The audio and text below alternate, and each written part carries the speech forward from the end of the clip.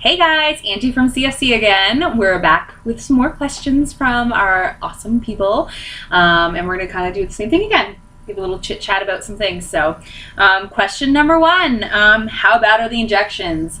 I'm leading up to my first transfer in a week and a bit, so I haven't started my injections yet, and it's been quite some time for me for injections, so I'm going to let Heather answer that one. Freshly just did an injection actually, and I don't find them bad at all. They give you a nice small gauge needle to actually do the injection. I have no fear of needles though, I find that intramuscular injections aren't too bad at all. Yeah. So I personally, terrified. Like, I am the girl who cried my eyes out the first time I was going to do my injection and was like, I feel like I'm going to die. Like, I have to do this to myself. Like, really, like, not a thing when I signed up for therapy. I know, right? I'm ridiculous.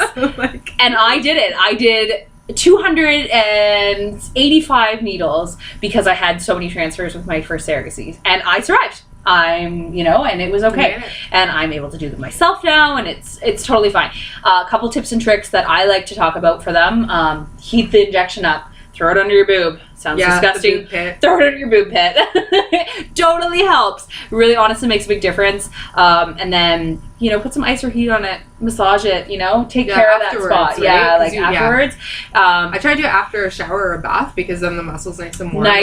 Yeah. So, just take care of it, You take it for 12 weeks. It's 12 weeks, right? Yeah. So, I don't mind them. I'm not going to lie. I'm always happy at the end of the 12 weeks because it's like, I don't have to think about it anymore, right? That's, for me, the hardest part of meds and injection stuff is just like the routine of doing it every day. But besides, honestly, it's really less of a big deal than you make them out to be. And I'm totally the girl that made them a big deal. And I survived. So, if I can survive, anybody can survive. That's my opinion. So, does it work the first time? And I kind of just answered that for you. Doesn't always work the first time. Heather and I have experiences kind of the same where it didn't work the first time. And for me, it took 4, so 1 miscarriage, first was a miscarriage, 3 chemical pregnancies, and then it worked. So it was 5 total, but almost, to me, it humbled me. Like, it made me realize that, if infertility is real, and made me realize that it's a struggle. And so it really humbled me. And, in 80% of our couples, it works within 2 tries, with a surrogate, obviously.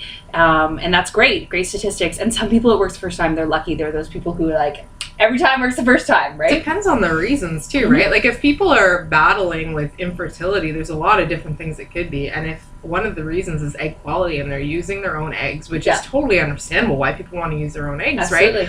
It can be really challenging, and it is challenging for people who are, wanting to be surrogates. Generally speaking, we haven't had those infertility struggles, and it can kill your ego a little bit, and it shouldn't, but it does. It makes you question yourself. And it's those words like failed cycle, failed transfer and stuff, and it really makes you doubt yourself, but it shouldn't, because it's nothing that you can control. You can control certain things, taking your meds, staying healthy, maybe practicing some of the voodoo magic, like eating pineapple and stuff. But at the end of the day, if the embryos don't have the quality, it's the odds of the universe, and you gotta just kind of keep your thinking positive and know that. And a lot of times in the contract I'll outline how many transfers are you willing to do to get to that point. And I know when I went into it, I was like, it's gonna work the first time. I always get pregnant every time, right? But it's like, guess what? It had nothing to do with me. It's egg quality, right? And it humbles you, I think, really, because even in between my IVF, so my surrogate baby, and then my own, I got pregnant the first time. Of course I did, but it took 5 times for IVF. So it's and I'm starting with a different set of IPs. We're using an egg donor, and they're good quality eggs. So it might be a totally different situation, but I might be sitting here next month saying, well, it didn't work the first time, guys. Maybe next month, right? So it's one of those things that you just kind of have to roll with the punches. Sometimes it works the first time, sometimes it doesn't, and that's okay. Honestly, it's a part of the journey. So it doesn't always work the first time. Awesome if it does.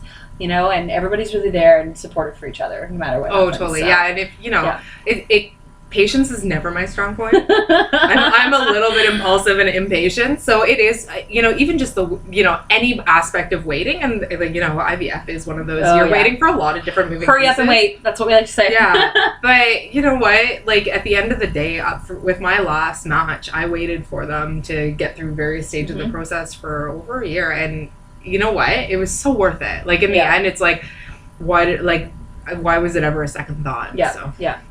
So you will survive. You'll get through it. The waiting game is fun. So I have my tubes tied. Can I still be a surrogate?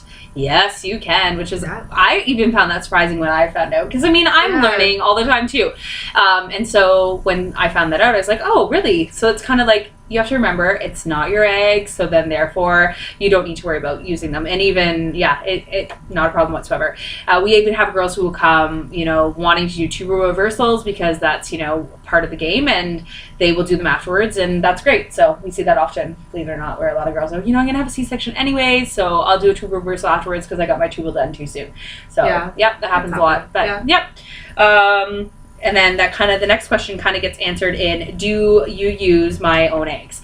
And definitely not. Occasionally we see traditional surrogacy, which is amazing and awesome and totally humbling and like great when you see traditional surrogacy. But within CFC, we do just gestational surrogacy. And gestational surrogacy is either intended mom's eggs, donor eggs. You're not using your own genetic material. So I think that really helps knowing it's not your genetic material going in.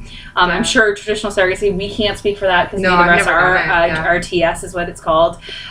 So we can't speak for that, but from day one that this genetic material is not related to you, so really... Yeah, it's like an extended version of babysitting. Like it's one of those things you'll get asked all the time by everybody. Can you keep one of the babies? That's an often question.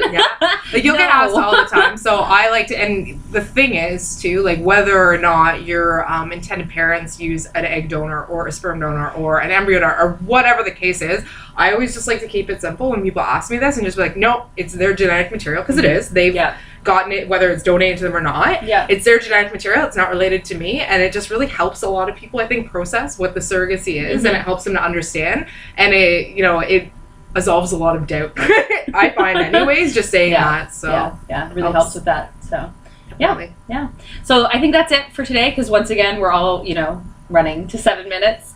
You guys won't used to us, we talk a lot. So anyways, any questions you have, like we said last week, feel free to tweet out to me at CFC Angie CFC. I'm going to remember that one of these days. Once again, at CFC Angie CFC, and ask us any questions, anything that you're wondering about, or you'll be happy to spend the time to, comment here below. Hello. All right, guys, it was great talking to you. Bye.